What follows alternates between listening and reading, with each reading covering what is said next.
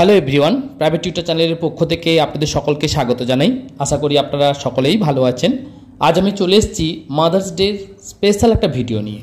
অর্থাৎ আজ mother's day, সমস্ত মায়েদেরকে প্রাইভেট টিউটর চ্যানেলের পক্ষ থেকে হ্যাপি মাদার্স ডে। আপনারা ভালো থাকুন, সুস্থ থাকুন, আপনারা সবসময় সন্তানদের পাশে থাকুন, এই কামনা করি।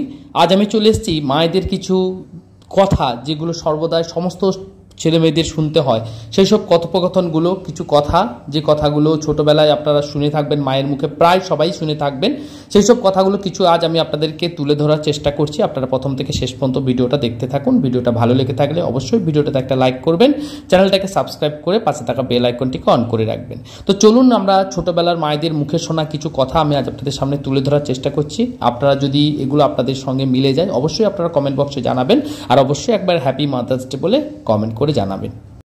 ছোটবেলা যখন আমরা ঘরের মধ্যে বসে পড়াশোনা করতাম, মা যখন রান্না করতো, মা রান্নাঘর থেকে প্রায় একটা কথাই বলতো যে তোরা জোরে জোরে পড়, আমি যেন রান্নাঘর থেকে শুনতে পাই। এই কথাগুলো আপনারা হয়তো শুনে থাকবেন, এগুলো প্রায় সমস্ত মায়েদের মুখ থেকে আমরা এইসব কথাগুলো শুনে থাকি। আবার ছোটবেলা যদি কোনো রকম বদমাশি করতাম, তখন মা প্রায় বলতো তোর বাবা আসুক, আজ আমি তোর সব কথা বাবাকে আমি বলবো। আবার ছোটবেলা যখন পড়াশোনা কম করতাম, তখন মা প্রায় বলতো পাস না করলে কিন্তু তোকে চায়ের দোকানে কাজে লাগিয়ে দেবো বাবাকে বলে। এসব কথা আমরা প্রায় শুনে থাকি, এখনো পর্যন্ত মায়ের কাছ থেকে সেই সব কথাগুলো মিস করি। আর পড়াশোনা কম করলে আবার বলতো দেখিস তোর বাবা তোদের জন্য কত কষ্ট করছে, সেটা দেখ, বাবার কষ্টটা বোঝ। আবার দোকানে গিয়ে কিছু চাইলে মা প্রায় বলতো দোকানে এলেই তোদের শুধু এটা কিনে দাও আর ওটা কিনে দাও। এইসব কথাগুলো কিন্তু এখনো মায়েদের কাছ থেকে মিস করি আমরা। আবার আইসক্রিম খেতে চাইলে মা প্রায় বলতো আইসক্রিম ড্রেনের পচা জল দিয়ে কিন্তু তৈরি। আবার কোনো ভালো খাবার হলে যদি আমরা কোনো কারণে বেশি খেয়ে ফেলি, তখন মা না খেয়ে নিজেই বলতো যে আমি খাবো না, আমার খিদে নেই, তোরাই খেয়ে নে। আবার কখনো কখনো যখন স্কুল থেকে জামা ময়লা করে ফিরতাম, তখন মা প্রায় বলতো তোর মতো স্কুলে কেউ এত জামা কিন্তু ময়লা করে না। আবার যখন ভাই বোনেরা আমরা মারামারি করতাম, তখন মা প্রায় বলতো পাড়ার কোনোর বাড়ির ভাই বোনেরা তোদের মতো এত মারামারি করে না।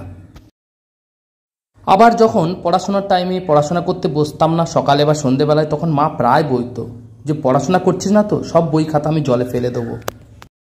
আবার খেতে বসে যখন খাওয়ার সময় মাকে বলতাম কি খাওয়ার হয়েছে, কি রান্না হয়েছে, এটা আমার ভালো লাগে না, ওটা ভালো লাগে না, তখন মা প্রায় বলতো যা রান্না হয়েছে মুখ বুজে খেয়ে নিবি, কোনো কথা বলবি না।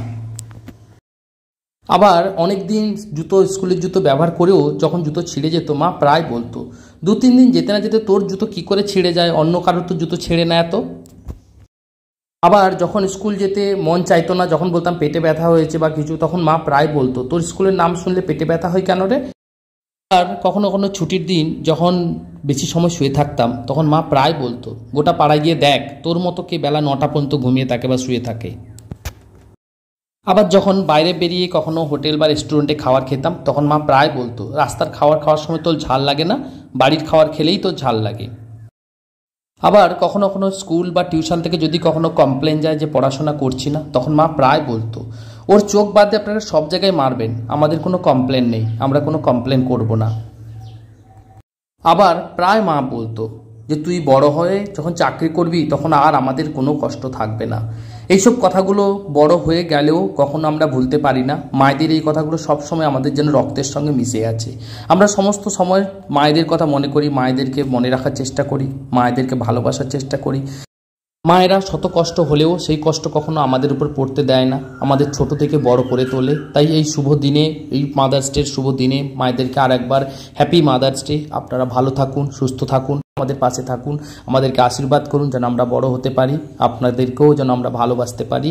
এই আশা রেখে আমি এই ভিডিওটা শেষ করছি। আপনাদের ভিডিওটা কেমন লাগলো অবশ্যই কমেন্ট বক্সে জানাবেন, আর সবাই কমেন্ট বক্সে হ্যাপি মাদার্স ডে লিখবেন। আর এই মায়েদের এই কথাগুলো যাদের বা জিনাদের সঙ্গে মিলে যাবে অবশ্যই আপনারা কমেন্ট বক্সে একবার জানাবেন।